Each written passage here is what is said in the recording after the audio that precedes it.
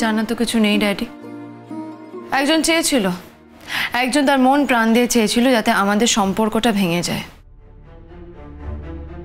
যাতে আমাদের বিয়েটা ভেঙে যায়।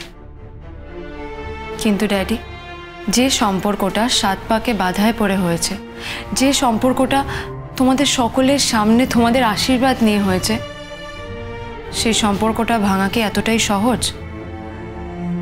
তাই শেষ পর্যন্ত অনেক চেষ্টা করেও না সেই সম্পর্কটাকে ভাঙতে পারল না। হ্যাঁ, ওর অভিমান হয়েছে, ওর রাগ হয়েছে, এটা হওয়াই স্বাভাবিক ড্যাডি, কারণ আমরা সবাই ওকে ভুল বুঝেছি। ও এটাও বলেছে যে ও দিল্লিতে চলে যাবে, আর আমি চাইলে ওর সাথে দিল্লি যেতে পারি, কিন্তু ও বাড়িতে আর ফিরবে না। আমি ওর হাত ধরে বলবো, দেখি কিরকম না ফেরে। ও বাড়িতে থাকবে না আর আমি থাকবো, এটাও ভেবে নিল কি করে? আসলে যেটাই তুমি ওকে বাড়ি ছাড়ার কথা বলেছিলে না, তাই হয়তো রাগে অভিমানে এই কথাটাই বলবে। আমাকে বলবে তুমি আমায় ত্যায্য পুত্র করে দিয়েছো। হ্যাঁ বাবা, সেটাই বলেছে। বলেছে তো, বলেছে। ঠিক আছে ঠিক আছে ঠিক আছে, ওরা আমার উপর যদি এত বড় অভিমান হয়ে থাকে, তাহলে দাদা আমি আমি আমি বলছি যে আমি আমি বাড়ির বাইরে থাকছি, আমি এদিক ওদিক থাকবো, আমি প্রায় থাকি তো, আমি আমি থাকবো, কিন্তু ও বাড়িতে থাক, ও বাড়িতে থাক। ও বাড়ি থেকে চলে গেলে বাড়িটা বাঁচবে নাকি?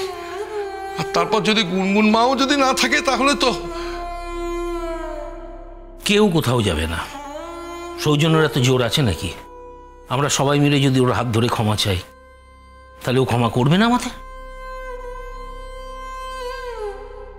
ড্যাডি, এখন আর এসব কিছু করতে যেও না। ও সত্যি খুব আপসেট, জানো, ওর মনটা একদম ভালো নেই। আসলে আমাদেরই ভুল, মানে আমরা ওকে একটু বিশ্বাস করিনি, আর ও তো ভাবতেই পারেনি যে জ্যাঠাই ওকে অবিশ্বাস করবে।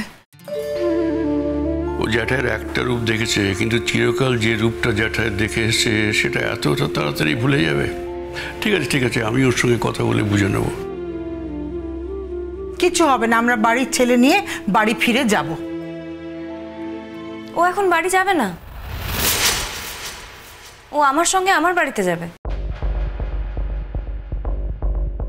বাড়াবাড়ি করছো তুমি, সব সীমা ছাড়িয়ে যাচ্ছ। সৌজন্য কোনো খেলার পুতুল নয়, শাটল কক নয়। তোমরা তো মনে হচ্ছে ওকে শাটল কক বানিয়ে দিয়েছো। না, তোমরা যেরকম করছো ওকে বাড়ি নিয়ে যাওয়ার জন্য, ও তো বাড়ি যাবে না বলে দিয়েছে। ও তোমাদের ওখানে যাবে না, ও দিল্লি চলে যাবে। এবার দিল্লিতে যেতে তো সময় লাগবে, তার জন্য প্রিপারেশন নিতে হবে। তো যতদিন না ও দিল্লি যাচ্ছে, ও আমার বাড়িতে থাকবে, আমার সাথে থাকবে। দেখো, এই সময় না ওর মানসিক শান্তির প্রয়োজন আছে। ইনাফ ইজ ইনাফ তিন্নি দিদি, তুমি আর একটাও কথা বলবে না, কারণ তুমি আজ পর্যন্ত যা যা করেছো না, সেটা যদি আমি এখানে হাটে হাড়ি ভাঙি, তাহলে তোমার খুব খারাপ লাগবে, তোমার মান সম্মান কোনোটাই থাকবে না। আর আমি আজকের দিনে চেয়েও না তোমাকে ওরমভাবে খারাপ কথা বলতে পারি না, তোমাকে অসম্মান করতে পারি না, কারণ তুমি আমার পিসিমণির মেয়ে। সেটা তুমি ভুলে গেলেও আমার এখনো মনে আছে, আর পিসিমণি আমার কাছে ভীষণ ইম্পর্টেন্ট, তাই আমি চুপ করে থাকি। কিন্তু তুমি যদি আমার বিয়েতে কোনো রকম আর ঝামেলা পাকাতে চাও না, তাহলে কিন্তু আমি তোমাকে ছেড়ে কথা বলবো না। আমি ভুলে যাব যে তুমি আমার পিসিমণির মেয়ে, তাতে যাই হয়ে যাক না কেন, আমি কারোর কথা শুনবো না। পিসিমণি রাগ করলেও আমার আর কিচ্ছু করার থাকবে না, কারণ আমার কাছে আমার বিয়ে, আমার হাজবেন্ড, আমাদের সম্পর্কটা সব থেকে বেশি ইম্পর্টেন্ট। তাই বারবার একটা কথা বলছি, পিছিয়ে যাও। যদি পিছিয়ে না যাও, তাহলে কিন্তু এই লড়াইটা আমাদের মধ্যে আর কেউ থামাতে পারবে না, মাথায় রেখো কথাটা। একটা ছোট বোনের থেকে এতগুলো কথা শুনতে হচ্ছে তোমাকে অনন্যা, ভালো হচ্ছে? এটা ভালো লাগছে তোমার? কৌশিক, তোমার ভাগ্নি বলেই বলছি, তোমার মনকে বলো ও তাড়াতাড়ি বিয়ে টিয়ে দিতে। ও নিশ্চয়ই কোনো মানসিক অশান্তিতে আছে, মানসিক রোগে ভুগছে। আপনি কি প্রমাণ করতে চাইছেন বলুন তো? বারবার এক কথা বলছেন কেন? আপনি কি আমাকে পাগল প্রমাণ করতে চাইছেন? খবরদার, খবরদার, আস্তে কথা বলো। এইভাবে কথা বলার অধিকার তোমার কে দিয়েছে আমার দাদার সঙ্গে? উনি আপনার দাদা হতে পারে, উনি আমার কেউ হন না। উনি যদি আমার সম্বন্ধে এরকম আনপার্লামেন্টারি কথা বলতে পারে তাহলে তো আমি প্রতিবাদ করবই। এই শোনো, তোমার সাথে না কেউ কোনো আনপার্লামেন্টারি কথাবার্তা বলছে না। তুমি এতদিন যা যা করেছো তাই জন্য তোমাকে এসব কথাগুলো শুনতে হচ্ছে। তাই বলছি তিনি দিদি, প্লিজ প্লিজ হাত জোর করে বলছি, আর এগুলো করো না, আর নিজেকে ছোট করো না প্লিজ। আমরা ওকে অনেক বুঝিয়েছিলাম গুনগুন। আপনারা একটা জিনিস ঠিকই বলেছেন, ওর সত্যি একটু কাউন্সিলিংয়ের দরকার আছে। আসলে কি বলুন তো, ও নিজেও তো খুব লোনলি থাকে, সেই জন্যই হয়তো। প্লিজ প্লিজ আপনারা কিছু মনে করবেন না প্লিজ। দেখো অনন্যা, একটা কথা বলি তোমাকে, তুমি যদি সঠিক সময় একটু আমাদের সঙ্গে আলোচনা করতে, একটু হেল্প চাইতে আমাদের, আমরা হেল্প করতাম। যদি আমাদের সাপোর্ট লাগতো আমরা সাপোর্ট দিতাম। আমরা এরকমই মানুষ, আমাদের পরিবার বাইরের মানুষদের, বাইরের লোকেদের, অনাত্মীয়দের সকলকে নিজের করে নিয়ে তাদের পাশে দাঁড়াতে চাই, সাপোর্ট করতে চাই। কিন্তু সে উপায় তো তুমি একবারও দাওনি অনন্যা, সে সুযোগই দাওনি। তোমার মাথাটা একদম খারাপ হয়ে গেছে। দেখো ঘটনাচক্রে তুমি তো আমাদের আত্মীয়ের মধ্যেই পড়ো, তুমি কৌশিকদার ভাগ্নি হও, তুমি জুঁইদির মেয়ে হও, তোমার সঙ্গে আমাদের একটা খুব সুন্দর বন্ডিং, একটা খুব সুন্দর সম্পর্ক হতেই পারতো। কিন্তু সে পথ তো তুমি নিজেই বন্ধ করে দিয়েছো অনন্যা। প্লিজ পটকা, প্লিজ প্লিজ, তুমি আর খাল কেটে কুমির এনো না। আমাদের সাপোর্টের কোনো প্রয়োজন নেই। ওর নিজের যথেষ্ট সাপোর্ট আছে, নিজের সাপোর্ট দরকার হলেও খুঁজে নেবে, আমাদের সাপোর্টের প্রয়োজন নেই। শুধু ও আমাদের পরিবারটাকে রেহাই দিক, আমাদের বাবিনকে রেহাই দিক, আমাদের গুনগুনকে রেহাই দিক, তাহলেই হবে। আর এই যে শোনো, তুমি বলছিলে না কালকে বাবিনকে নিয়ে তুমি তোমার বাড়ি যাবে, সেটা তো হবে না, খুব ভালো করে যেন পারবে না। তা কেনই আস্ফালনগুলো করো তুমি? ও যে কথাগুলো বলছে একটু বোঝার চেষ্টা করো অনন্যা, তোমার ভালোর জন্যই আমরা বলছি। এই যে একটু আগে লাফাচ্ছিলে, বাবিনের সঙ্গে দেখা করতে যাবে ক্যাবিনে, এটা কোনো কথা হলো? তুমি পারলে যেতে? বারবার অপমানিত হচ্ছ সকলের কাছে। তুমি তো একজন মহিলা অনন্যা, আমাদের কি বারবার ভাল লাগে তোমাকে অপমান করতে? আর বোকা বোকা কথা বলছো, বাবিনকে নিয়ে তুই তোমার বাড়ি চলে যাবে, এটা সম্ভব? বাবিনকে একটা জড় পদার্থ যে তাকে নিয়ে যা ইচ্ছা করা যায়? সে তো একটা সচেতন মানুষ, সেন্সিবল মানুষ, তার ইচ্ছা অনিচ্ছা আছে। তুমি ঠান্ডা মাথায় ভেবে দেখো, বাবিনের যদি ইচ্ছে থাকতো তোমার বাড়ি গিয়ে ওঠা, ও তাহলে ইনস্টিটিউট থেকে ওই গেস্ট হাউস নিত না, তোমার বাড়িতে গিয়ে উঠতো।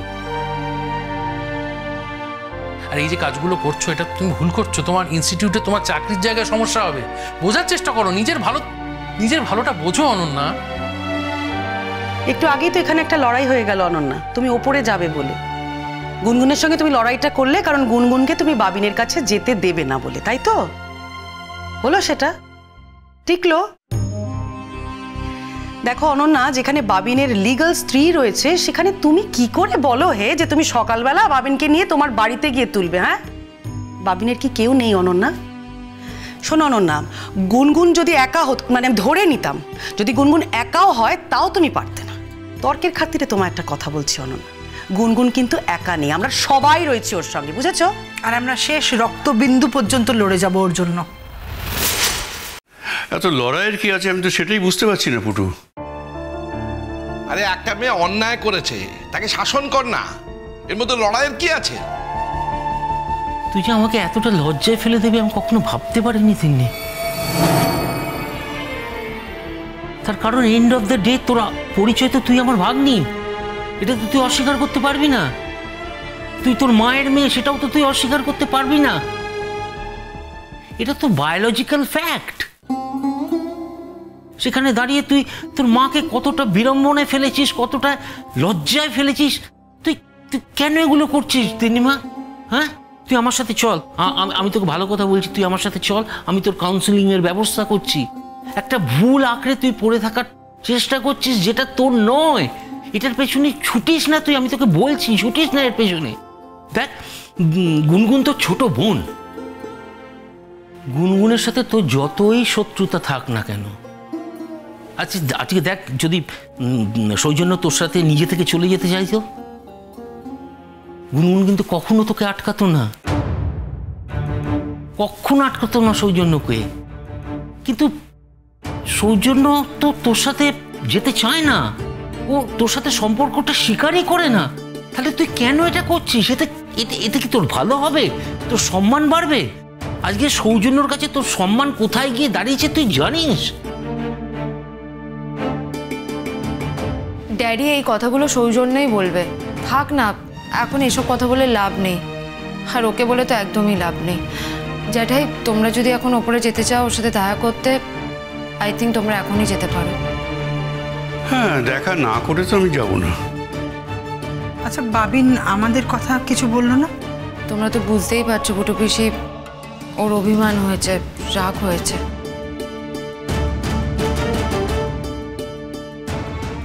আরে ও কোথায় যাচ্ছে?